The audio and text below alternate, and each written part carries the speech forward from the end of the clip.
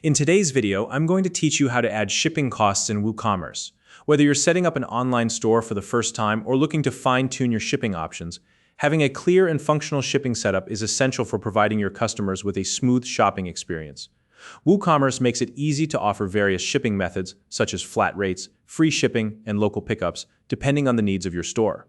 By the end of this video, you'll be able to create shipping zones, configure different shipping methods, and ensure everything works as expected during checkout. Let's dive in and get started. The first step is to head over to your WordPress dashboard. Once you're there, locate the WooCommerce option on the left-hand menu. Click on it and then select Settings from the drop-down menu. This will open up the main settings page for your WooCommerce store. Next, navigate to the Shipping tab at the top of the settings page. This is where you'll be able to manage all of your shipping zones and methods.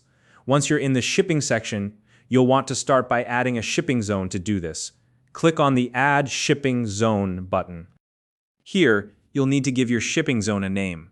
For example, you might call it United States if you want this zone to apply to customers in the US. After naming the zone, select the region it should cover. For instance, you can choose United States or narrow it down further to specific states or zip codes, depending on your store's shipping policies.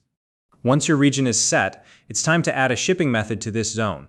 Click the Add Shipping Method button, and you'll see several options to choose from. The most common choices are flat rate, free shipping, or local pickup. Select the method that best suits your needs and click Add Shipping Method to confirm. Let's configure a flat rate as your first option. To do this, click on the flat rate method you just added. In the configuration screen, you'll need to enter some details. Start with a method title, for example.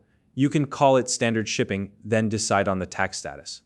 If you don't want to charge taxes on shipping, select none. Finally, enter the shipping cost you want to charge, such as 7 to 7 watts. Once everything looks good, click Save Changes to finalize the settings.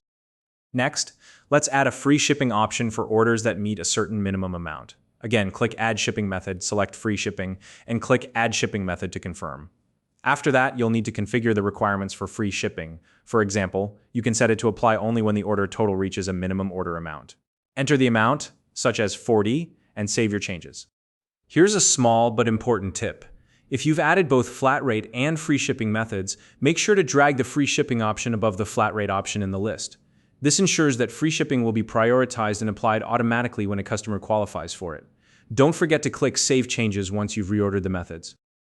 If you're selling to multiple regions, you'll want to repeat this process for each shipping zone. For example, you can create zones for Canada, Europe, or any other regions you ship to. Simply follow the same steps, add a shipping zone, define the region, and configure the shipping methods you want to offer.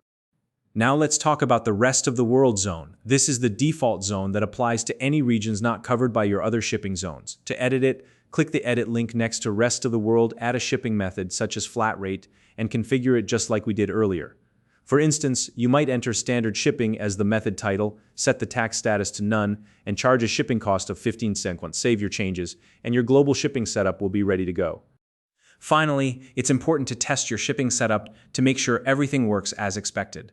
Go to your store's shop page and add a product to your cart.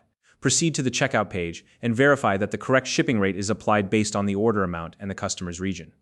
You can also test the free shipping threshold by adding another product to your cart and confirming that free shipping is applied when the total exceeds the minimum amount. Additionally, you can change the region in the address field to test international shipping rates. And that's it. You've successfully set up shipping costs in WooCommerce. If you found this video helpful, please like and subscribe.